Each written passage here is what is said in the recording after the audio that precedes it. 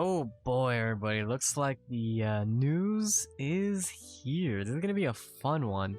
So, looks like after the immense amount of backlash that came with the Quantum Blink announcement, Eternal Return has decided to cancel Quantum Blink.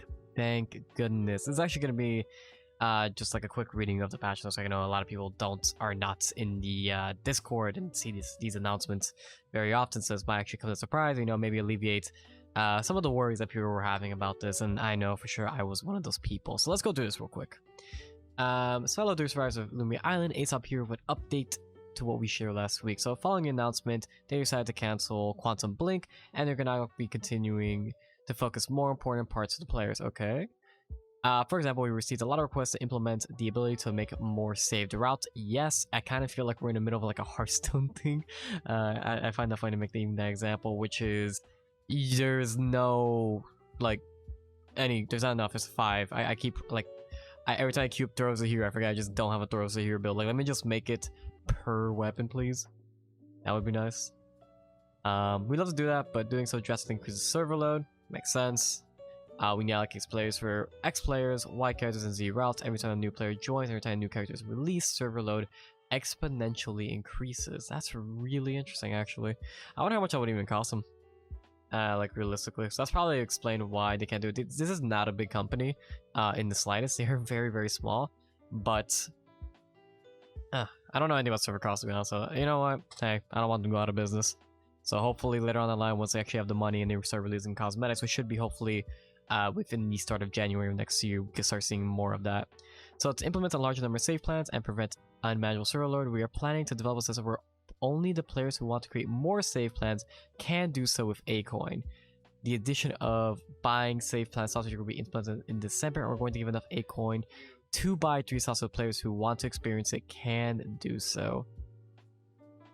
So I'm not against this. I just feel like this isn't going to be something that they're going to back down from long term, and they're still going to keep behind a paywall. Yeah, and I don't know. I feel like if I remember correctly, OGBS is the exact same thing as well. So that's a really interesting choice, and I understand the reasoning behind it. Like, the rationale is perfectly fine, but at the end of the day, I don't want to see things hidden behind a paywall, even if it is in-game currency. That's not exactly the funnest thing in the world. Our early league even had like buying rune pages, which, come on. That just made no sense. That was really silly. So I'll find with it for now, but I would really hope to see that removed in the future when they eventually have the finances to expand servers. So we're also going to continue to develop many other functions that we have been requested through your feedback, such as searching the name of items. That's a nice one. We will also continue to do our best to fix bugs as fast as possible. Thank you for supporting us. Okay, that's nice. That's a nice view, but also the fun part. Quantum Blink. So the developer team at Eternal Return is small. Oh boy, trust me. I figured. Other games have teams with hundreds of members, but we're relatively small and always looking for ways to improve. And that's true. You know what? I give this team a lot of flack, but they do quite well. They've done really, really well, and honestly, I feel like this was the first major mistake they've made since early access launch. And I'm happy with them for going in the right direction to remove this, but let's see what the reasoning is. In big development teams, the materialization of ideas likely takes a long time. Until now, our main strategy has been to develop and publish ideas quickly and receive feedback as fast as possible. This is how we have come to develop many of our systems. Okay, that makes sense.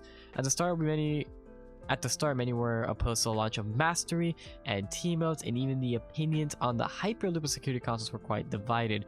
When that happened, we implemented the features so that we could receive your feedback. If it didn't work, we take it out. With this process, a few ideas of ours were removed. Yeah, you can see this over in the main Discord. They even have like a feedback channel. And this is something that you'll see all the time. People talking there all the time, and people are quite vocal in that Discord. So you will see feedback all over the place on many different opinions, but it's kind of a democracy over there. Thumbs up for yes, thumbs down for no. So if you say something like, just like a clown opinion, you're gonna get thumbs down to all hell, and it's really funny to watch. But looking at other games, there were instances where the community opposed a new feature, but the company pushed ahead and succeeded. There are, however, many other cases in which a game went against the community, implemented something, and failed. This is why I believe that there isn't always a right answer. Okay, so I see what they're trying to say here is, But the thing is, you really can't go against your player base. I feel like that as, you know, a consumer. I'm not running a company, obviously. I mean, really, the only thing I run is like this YouTube and Twitch. And even in that regard, if I were to do something against my community, I would be known very fast, right? It would be known very fast, and it would hurt me really, really fast. This kind of works the same way. You're implementing a feature that clearly your player base did not want. And that's why people are upset. People are not upset at new ideas, and that's not even what they're saying.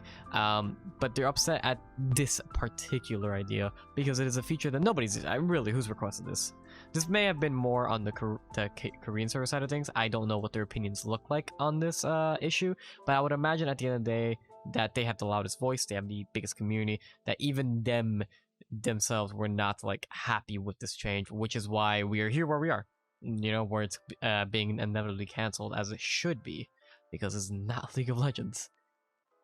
But next paragraph here. So the important thing is to read the reasons why an idea is opposed, or look into alternative solutions that offer feedback to try and find a better answer, even if it's just the tiniest improvements. Okay, you ready feedback about Quantum Blink? I realized we didn't entirely think of every scenario that would come along with it, and that's fair. Hey, look, you know what? I respect that they're admitting to their faults, and that's actually something really respectable. However, Eternal Return still lacks a lot of things, so we believe that we will need to have more trials and changes. However, our team is growing, and we feel our changes will need to be implemented systematically in the future. Okay. Yes, I agree, but you know, gotta be really careful what you implement. Like, I don't think anyone's really against new ideas. We're just against ideas that are gonna change the game so drastically. So like things like items, actives / passives, I don't think people are too against that. But it needs to happen slowly. Not one patch and then just like the 40 actives. Makes this a slow thing. Makes it a slow process. Add on top of it. Figure out your foundation. Layer it. Build upon it. That's when you're gonna figure it out. Introducing something like Flash into this game was not the brightest idea. That's my take there. We have a development goal. We have a development goal in creating a public beta environment for players to test game features and leave feedback. The server will be open at various different occasions, almost like an event. Having a separate period of focused feedback when we could reflect on big changes will be immensely helpful. As for now, we feel that we should continue to focus on feedback, doing basic improvements before moving to bigger changes. Yes, this is the right move. This is what they have been doing. And look, I know I complain at times, like we're saying we need new items, we need new features, and the reality is that's just me as somebody who plays this game almost essentially for like a living, in a sense. Like, so I play this game a ton, and I still play off stream. I just want to see more, you know, because I can see the potential in this game and how good it is, and I can see that, you know, at least from coming out from Nimble Neuron themselves, it looks like they did listen to us, and they realized that at the end of the day this was going to be a more of a negative effect than a positive one. This was something that they made the right decision on, in my opinion, and I commend them for that. They did a really good job here. So yeah, and the end is just saying thank you so much to everyone who's played this game and supports us this far. So yeah, you know, this was a nice little update.